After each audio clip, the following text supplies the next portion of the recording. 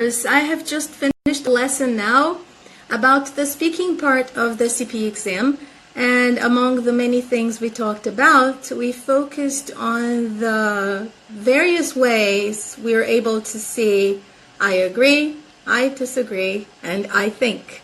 Because when you are taking a speaking exam, you tend to say, I think. Hello, stand-up idiomas. Hello, Mariana Pascual, my high achiever. Carlin, Vananats, Mariana Pascual again. Hi. Okay, so as I was saying, when you were taking the speaking part of the exam, we tend to say, I think all the time, because we're actually giving our opinions there. Hi. And what should we do to substitute I think? There are so many ways we could do that. One of them, and one which is highly punctuated, is as far as I'm concerned.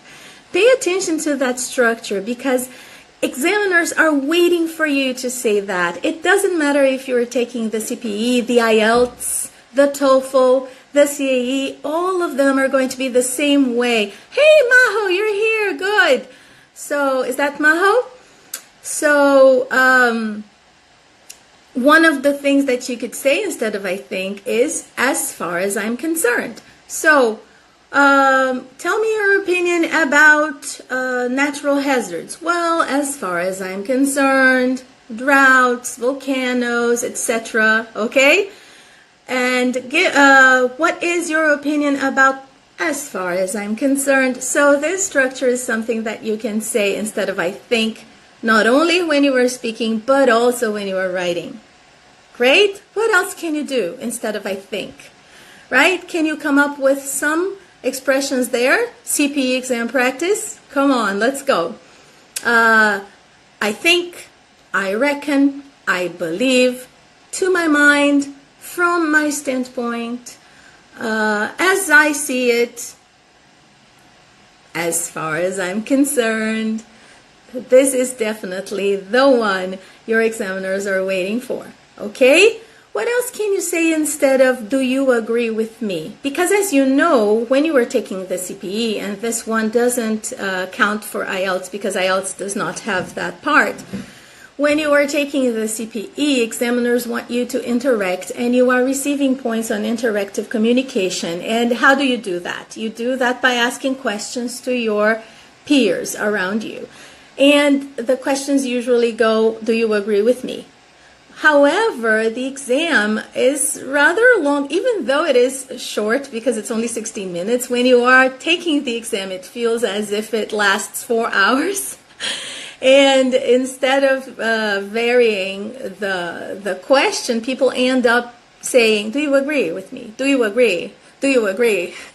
And you should vary that too. So one good expression, one good chunk of language for you to use instead of do you agree is, do you see eye to eye with me?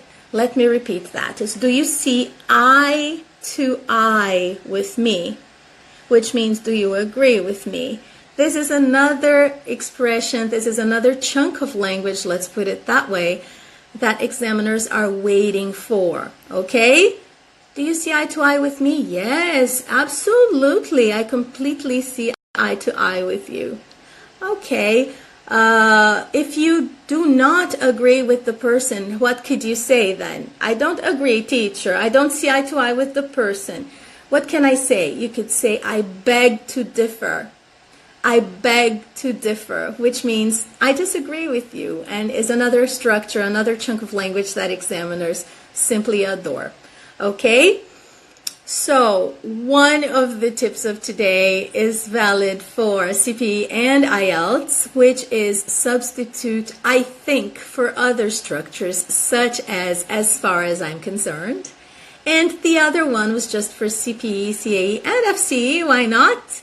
Right? Instead of saying I agree all the time, you are going to substitute that language for other structures. Do you have any questions?